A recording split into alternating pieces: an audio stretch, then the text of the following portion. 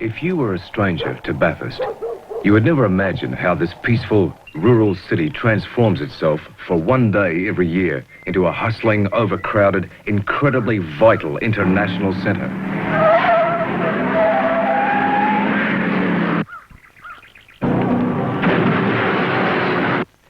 And how this quiet mountain erupts with a violence that can prove shattering to both men and the machines they drive.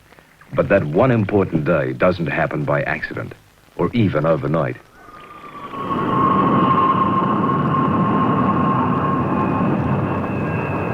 Years of skill and learning and 100 different technologies go into it, in all states of Australia and in many countries of the world.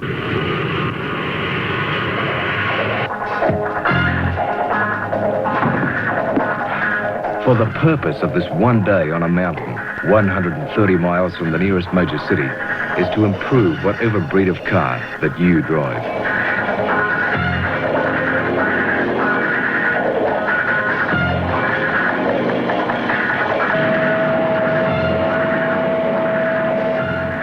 This day will make your car safer. It will improve its mile-by-mile performance over all spheres of technology, in manufacture itself, in tyres, in the oils and fuel you use, in suspension, in brakes.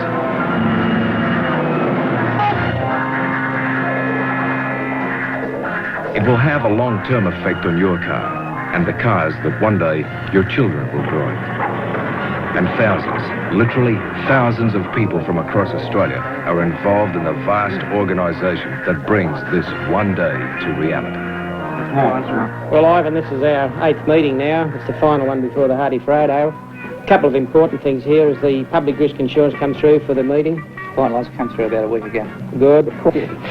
I was up there last week for the final visit, and the circuit's coming up very well. The council are working on all the usual things. We'll find no problem with the circuit. It'll be in A1 condition. Good. The wash away on Energold cutting?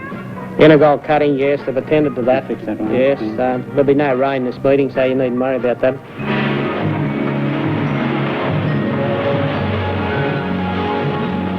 And what a hell of a morning it was. The rain was just pouring down towards Kelso, and I started to wonder about the future of the weekend.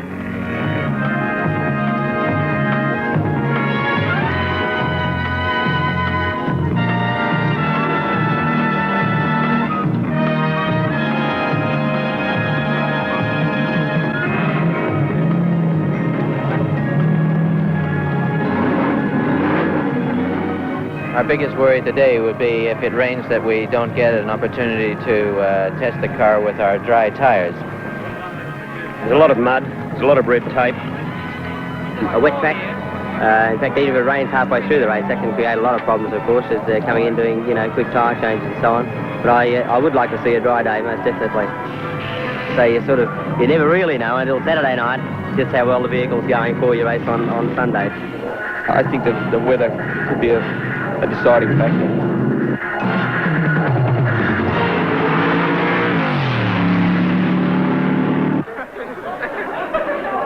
We're slashing through mud all day long. I reckon I'll do pretty well. I don't know which cars are going to run well in the wet and which are not. I'll back you, Ron. He's got a good car, but he won't win. I bring Jack Murray up with me, who actually raced here in an incredible situation in the days when Conrod Strait wasn't sealed. He sort of talks too much, doesn't he? 1938 was my first effort. The first race they ever had on the circuit, and none of the circuit was sealed in those days.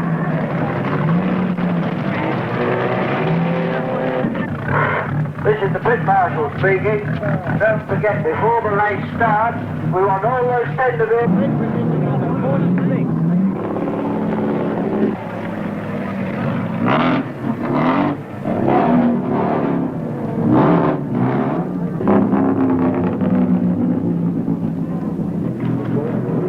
Number 1 in the grid position is Brock. Number 2 is Bond. 3 is Goss in the Falcon. 4 is Jane. 5 is Hunter. 6 is Holland. 7 is Grice. All of these are in Tiranas. Richardson, New Zealand is next. 10 seconds to go, signals the starter. Right, national flag unfurled. The car 5 seconds to Number 5 from the second row of the grid. John Goss will try and spear through. He makes a pretty good start. Let's watch him though. The field goes towards the start and he's past Brock, who made a bad start and is back in fourth spot. Bob James on the outside after Colin Bond. But it's Bond first. And then on the outside of the big Falcon going hard was Bobby James, but it's the Falcon in second spot. And Bond has a long lead as they go for the first of 163 times up Mountain Straight. And the Falcon of Goss showing its great power there as it goes out after Bond.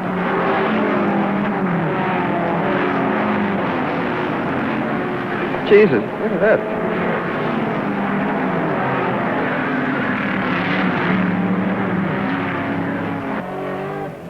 You'd never know that Moffat started so far behind. He is so And at the top of the mountain, I was, I think, fourth with 3 of those L34s in front, and I had to accept the fact then that we just didn't have the pace to actually do battle with them face to face. Moved up behind Goss, a tremendously good start as he's pulled up to within 1 car of John Goss, who, as you can see, is sitting in 4th position.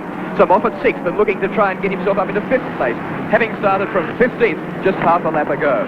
But already it's noticeable that these 2 Tiranas have got the legs on the rest of the field. In fact, it's all Tiranas as they come pouring down the mountain. There's Goss, and he's got Moffat right in his tail so early in the piece. I got off to a good start. I wanted to pass at least 4 cars in front of me. I had Moffat behind me, and I knew he'd be trying to get past, which he duly did. Back into the field. And by corner 2, we'd moved up to 6th position. Clark Bend. Not a good place to be in trouble. And meantime, at the head, it's still Bond, the number 2 for the Holden dealer team. Way in front, braking now as he comes down towards pit straight. Fast line, he's really flying in this SLR 5000. Colin Bond, a long gap back to Peter Brock. And into the pits goes Alan Moffat in car number 33. Alan Moffat into the pits now, as in 3rd position. He's got lots of troubles apparently, and the bonnet up. That's the same engine that they fitted second yesterday. It could be anything at the present stage. There's no point in guessing. He took his pit crew completely unawares, frantically working inside the motor. In fact, there's been quite a deal of drama here that Murray Carter's car just ahead of Moffat is also in the pit as well.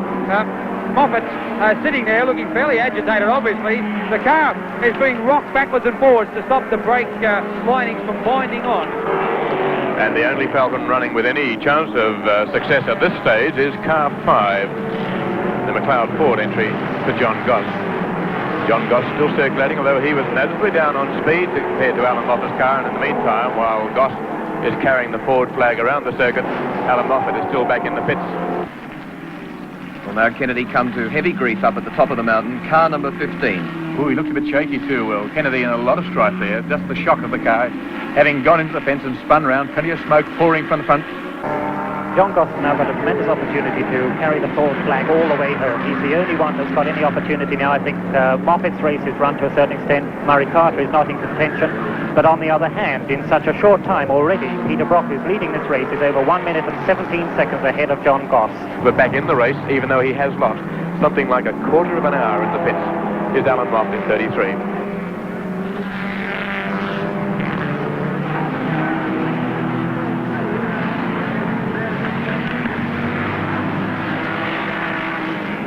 Reaching a speed down Conrod Straight of close to 250 kilometres an hour, around 160 miles an hour. Alan Moffat in the braking area now. 4-wheel discs, specially developed brake materials. Of course, in fact, every car running here must run on the Hardy Ferodo linings because, as much as a spectacle from the sponsor's point of view, this is a development exercise to improve the quality of brake pads on Australian cars generally. Brock is into the pits.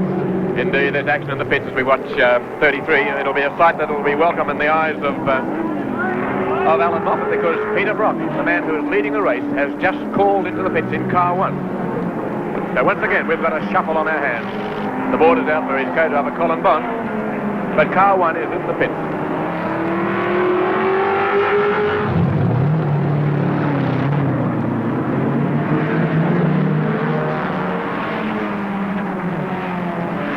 The Alpha Juniors, the GTV body but powered by only a 1300 motor, which people thought might have been good for Class A, are proving to have a very heavy load to lug around, some 1800 weight with a 1300 motor. And although they have the advantages of 5-speed gearbox and all disc brakes, they're proving to have nowhere near the pace of the minis, which are currently leading the class.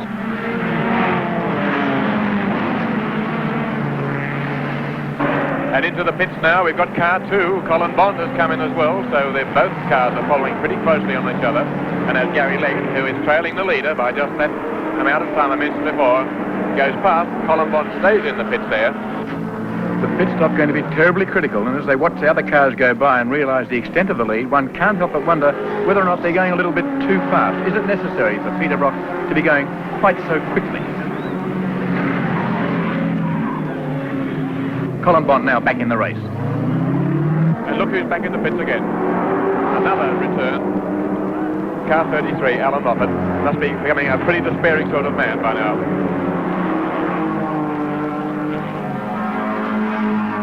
Dieter Glimpse is going to get into the car as he puts his helmet on and Moffat clambers out. To be a very disappointed Alan Moffat that's climbing out of the car. The 1973 Australian Touring Car Champion who virtually abandoned competing in that championship to pursue the development of this car for this race. And not let Peter Brock win the race, but win the championship, but certainly made it easier for him. And one can only imagine the thoughts in the minds of Dieter Glemser, the West German touring car champion, as he goes out for his first racing spell in the big Superbird. Very little practice yesterday in the wet, and now for his first real run around the circuit with this strange big car, and he's in virtually a hopeless position. All the troubles that Alan Moffat had. Alan, can you tell us in your own words just what went wrong this morning? We didn't get a fast lap on the track yesterday. That's it in a nutshell. The worst problem we faced at Bathurst. But, we shouldn't be making excuses. We do have an engine that's misfiring on the straight at the moment, and we just can't match the straightaway speeds of the other cars. That's where it was really killing us.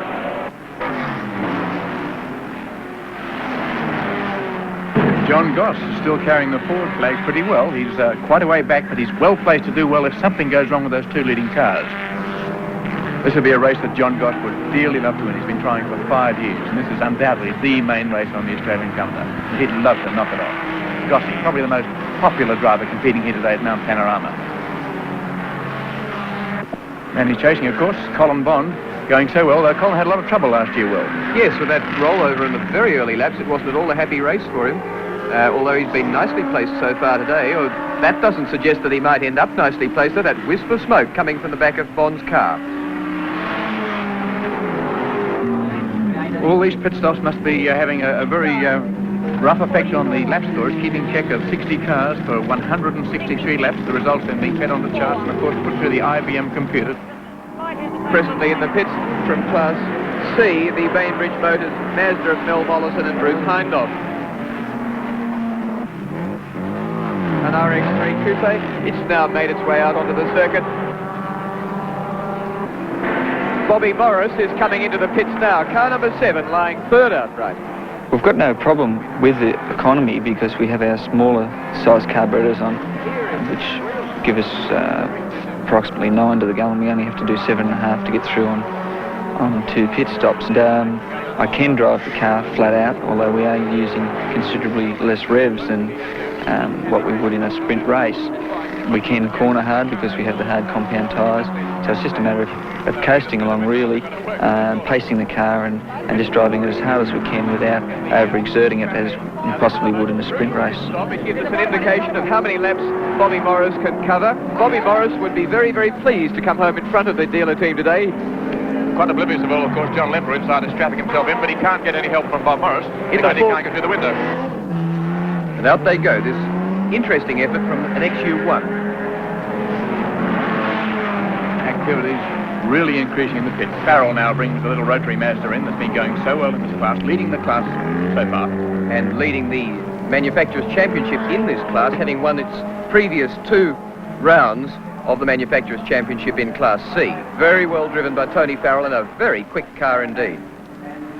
Rick Reed goes behind the wheel now. Cars being changed. Not greatly worn, but taking the opportunity of changing rubber while the car's in there for the refueling. The rules, of course, specify that only certain types of containers can be used, so it's a fairly slow process. Plenty of time to change wheels. And a quick stop. Rick Reed now at the wheel as the little Mazda goes out. Back onto the track again, still leading in the class. Oh, dear. Hey, look at this. Oh, dear. Oh, bad bloody luck. Signs of disaster from the pit of car 7. I just stepped out of the car the lap before, and everything had been going so well, and I couldn't really understand what would have happened, how the car would have deteriorated in one lap. We don't as yet know what the problem was, but it looks like a real engine cook job, because blue smoke was pouring for that motor when Leffler came into the pits. You can see them now examining the top there. They've added oil to it, but look at it. Whether they can get the car going, we don't know, but it came in with an enormous cloud of smoke. Leffler has gone out. There's still smoke following the car. Into the pits, by the way, car 1 has come in for a second stop. That seems a bit early, but Peter Brock has come back into the pits. Now he's handing over to his co-driver, Brian Sampson, and we'll have the stopwatches out for this session to see what sort of pace Brian Sampson can maintain.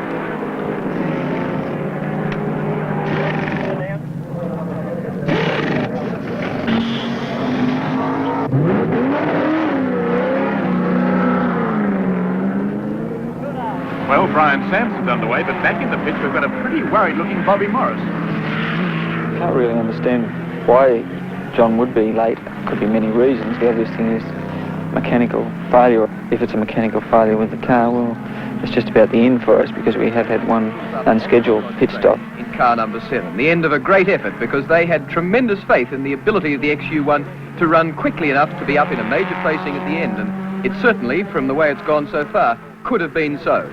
It looks like terminal engine damage as far as John Leffler is concerned. A car that only lasted a few laps at Bathurst last year, and then it had a terrific record of reliability all through this year, up till now. Colin Bond's going to make his second pit stop, and for the first time going to have a driver change, so that Bob Skelton will take over the driving of car number 2, which, even although it's one pit stop ahead or behind, whichever way you look at it, it's made one pit stop less than Brock, is still lying in second position to it.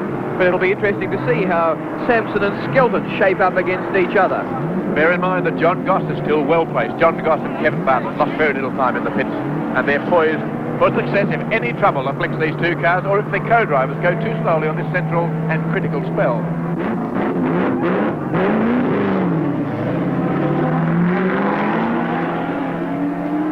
There's Goss now, still in front of Bond, but look at the smoke coming from the tail.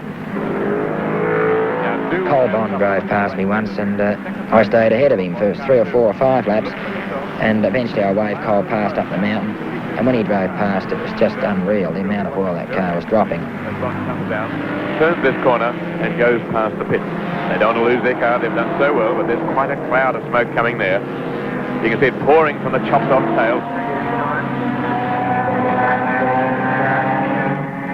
So on the outside of pit straight, we've got a real problem if we can get down there with the cameras. That's Alan Moffat suddenly discovering he's barely got a motor, and desperately tried to get his car across the other side of the track and back to his pit group, which he's gone past. He's stopped on the outside, as you can see, of the pit row itself. He can't go back against the race direction of traffic. Nor is he allowed to cross the line under the threat of possible disqualification. All he can do is get into the back area of the pit. He can't get a gear at the moment. And Alan Moffat couldn't have picked a worse place. It's like breaking down in the middle of Pit Street in the P car. He's got a gear and away he goes. Yes, he's had to stop the engine, obviously, to select a gear. We've got Alan Moffat, by the way, coming very slowly down the straight. We'll be calling into the pits this time with his clutch problem or whatever it may be.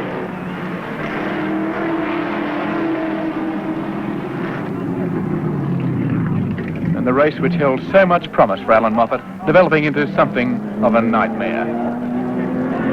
Peter Glemser crowding around the mechanics to try and find out what the latest problem is. And the news from the Moffat pit is that he has withdrawn from the race. So a most disappointing end for the man who tried hardest to win this race. I lost the gears here on the pit straight, and I thought, well, I'll attempt to drive it without the synchro mesh, but didn't like that for long either. Well, bad luck, Alan. It was a tremendous drive.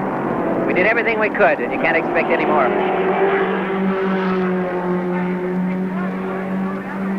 Alan Moffat has known the exultation of tremendous success, and now he's experiencing the depths of disappointment. The picture of a man who's seeing $100,000 go down the drain. And talking of things going down the drain, look at the smoke issuing from the tail of the leader. Now this is the Peter Brock, Brian Sampson car, and the picture tells the story. The disaster that people thought might happen appears to have afflicted car 1. So what's going to happen with Peter Brock's car smoking like fury, Colin Bond in the pit, Bob Forbes looking as though he might suddenly inherit first place, John Goss looking as though he might jump from fourth to second, and Brock is in far more trouble than ever Colin Bond has been in. That's pouring out his exhaust pipe. Well, if Harry Firth can get the car going again, it'll be a triumph for a man who admittedly has wrought many... It was the second time I was actually in the pits. Peter came in with his motor smoking very badly, and I would have loved to have gone out and won the race for sure, because, you know, Peter at that stage of the game was really had it home and hosed. Peter Brock waits in the car while the mechanics try to see what's wrong. Look at the face. Tells the disappointment. He's won the National Touring Car title this year, but the big race of the year is Bathurst. And Bathurst has gone. And the crowd is starting to cheer and to go mad. The 20-deep crowd on pit straight waving their arms in unison as John Goss last pass. And it's Forbes and Nagus now in second spot. But things are really changing here. Fairly dry down the bottom, but our cameras up top show it's pouring with rain at the top of the circuit, and things are hazardous.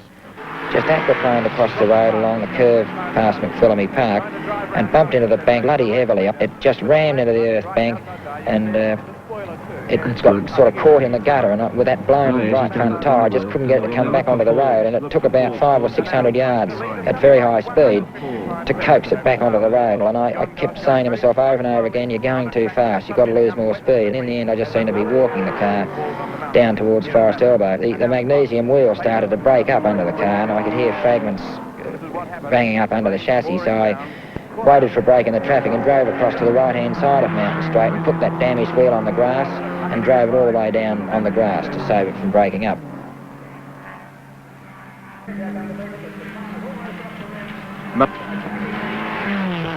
Loose tyre flapping on the alloy wheel. Gosh, going pretty quickly too as he comes into the pit area. Slows down, there'll be a change of wheel and probably a change of rubber here because it's raining now on so much of the circuit that he may take this opportunity to change from the dry weather rubber, which must have made the car as big as this, almost uncontrollable at the top, onto wet weather gear. And in fact, what turned out to be something of a disaster, or seemed to be a disaster, may turn out to be a winning advantage. I still wasn't aware of the density of the rain. I drove into the pits and stopped, and I called for some more engine oil, and the Bridgestone engineer came to the window, and Barry said to me, wets or dries? And firstly I said dries, and I still wasn't aware of how much rain we're getting, and he said, are you sure? And I looked across and saw Alan Moffat standing about 10 or 12 feet away, and my thoughts went back to 1972 when he was in a similar situation and tired and not able to make a decision, and I'd gone to his window and helped him, and I called Alan over. I said, what do you think? He said, put the wets on and I'll take you to the end of the race. A sad sight for the Holden Dill team as car 1 heads for the back of the pit, so Peter Brock is out of the race. 6, 7, 8, 9, 10, 11, 12, 13... 14, 15, 16, 17, 18. 18 cars in the pits at the moment, but they're still coming. Alan Moffat out of the race, but still joining in the spirit of the things as he tries to get help for John Goss to get him out there because Forbes and Nagus are closing bit by bit. Colin Bond well back now, running around 5th, but still trying terribly hard. Never gives up, does Colin Bond. Bob Forbes going past him to also call into the pits and therefore go on to wet weather rubber. And in the meantime, Goss has just about finished that changeover, so he's out now, whilst most of his sparring companions, his opposition, are coming in to do what he's just been forced to do. And things are so wet here, Mount Panorama. Bad down the bottom of the circuit, but diabolical up the top. Water is streaming across the track there and suddenly presenting cars with a glyphating surface. I thought for a start, because it was only rain on top of the mountain, that it might, be worthwhile staying on slicks. So I did 3 or 4 laps on them, but all of a sudden there was a torrential downpour on the top of the mountain and many cars were going off into the arm car. And I took the best part of valour and decided to come in and change onto wets. Meanwhile, in the pits, Kevin Bartlett is all rigged up, ready to go, so they're about to make their last pit stop. Rain had slowed the race, and where we'd hoped to finish it in 3 hours, I had to come in and hand over to Kevin. The fact that we'd had to stop, it was the privately entered Tirana of Bob Forbes and Wayne Negus that came into contention. According to our chart, we were still 1 lap ahead, but we couldn't afford to take the risk. KB, as he's affectionately known, started racing in Morris Minors and has driven lots of cars since then. And one of those men who are speed happy, who are delighted to have a drive of something as long as it goes hard and he can give it plenty. But I thought that was a pretty quick stop. 50 seconds, less than a minute. Tremendous parochialism here among the Ford and Holden team, trying to push their own particular car home. More than 30,000 spectators around this rain-sodden course.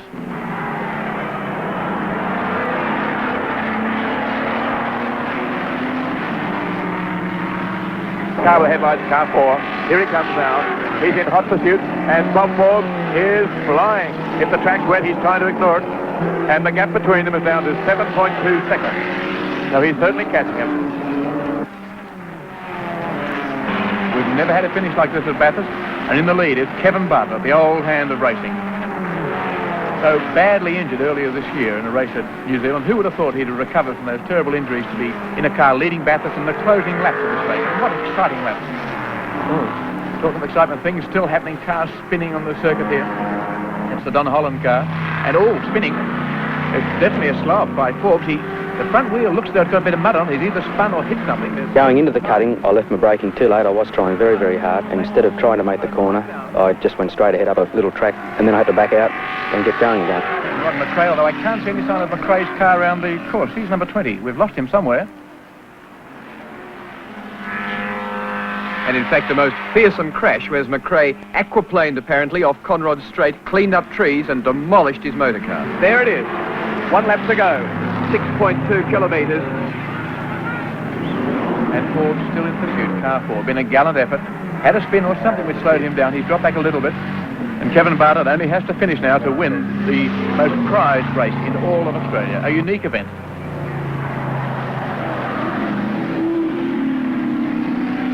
A marvellous challenge from Forbes and a tremendously well-judged, well-driven, well-prepared race by Goss, by Bartlett and by their team manager, Max McLeod. Forbes in full flight for the final time on Conrod Straight. A great effort. It is Kevin Bartlett who takes the checkered flag to win the 1954 Hardy Pareto 1000 for John Goss, and it's an elated John Goss in the pit who at last has won the Hardy Pareto 1000.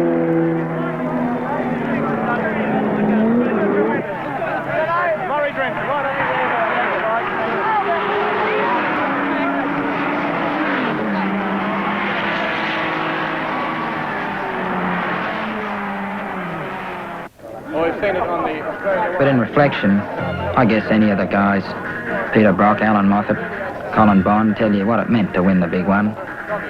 But then I wondered if I'd contributed something to the development of the Australian car. This was my moment, and I loved every second of it.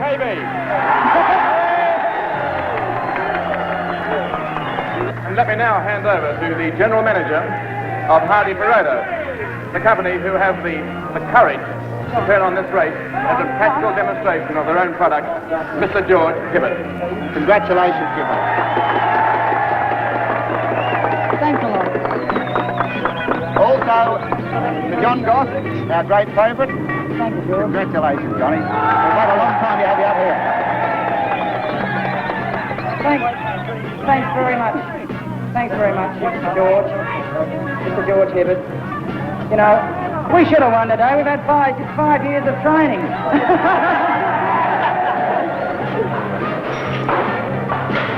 Congratulations. Definitely.